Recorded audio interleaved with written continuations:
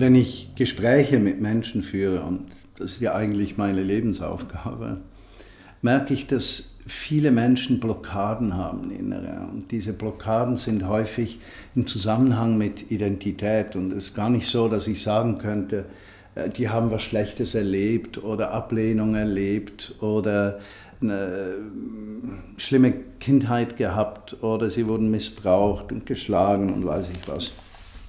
Es scheint, dass der Mensch an und für sich ein großes Maß an Zerbrochenheit mit sich herumträgt, ganz unabhängig davon, wie er oder sie aufgewachsen ist.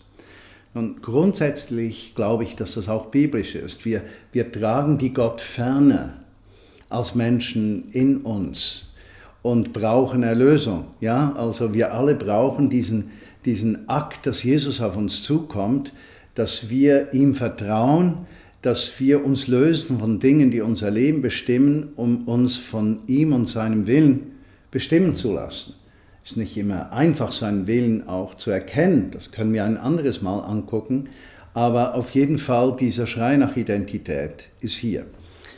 Mir ist eine Schriftstelle begegnet, die mir unglaublich dabei geholfen hat, überhaupt zu erkennen, wie komme ich zu einer inneren Sicherheit meines Lebens, wie komme ich an den Punkt, dass ich mich sicher fühle und dass ich vollständig sicher bin.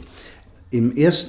Johannesbrief, Kapitel 4, Vers 18, ich lese vielleicht schon den Vers 16, damit wir einen besseren Zusammenhang haben, da steht, und so wissen wir und vertrauen der Liebe, die Gott zu uns hat. Gott ist Liebe.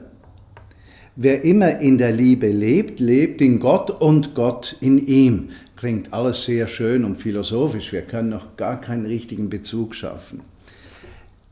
So können wir erkennen, sagt er in Vers 17, dass Gottes Liebe vollkommen geworden ist in uns, dass wir das Vertrauen haben, wenn wir den Tag des Gerichts anschauen.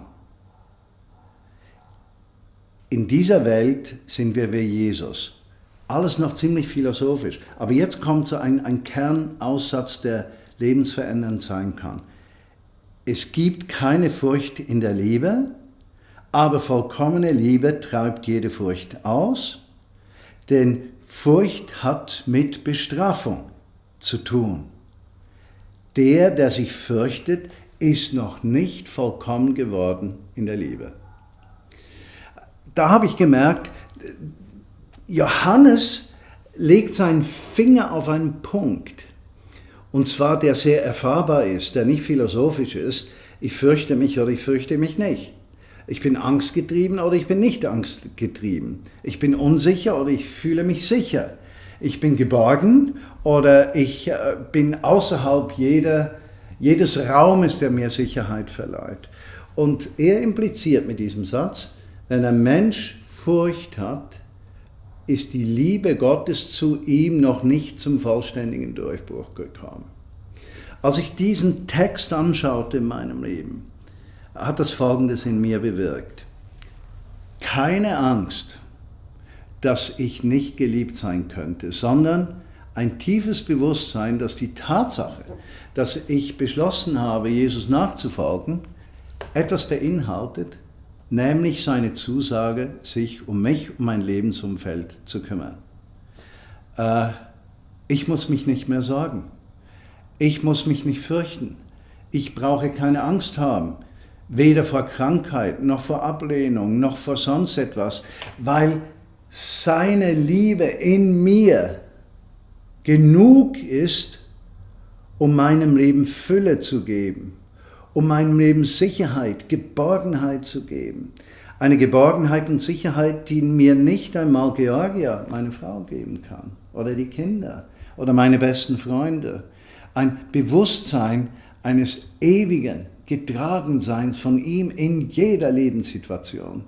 Und ich muss euch bekennen, dass dieses Verständnis von Liebe auch mein Bild auf Menschen verändert hat. Es wurde mir plötzlich klar, die Liebe ist eine Kraft, die Menschen befreit.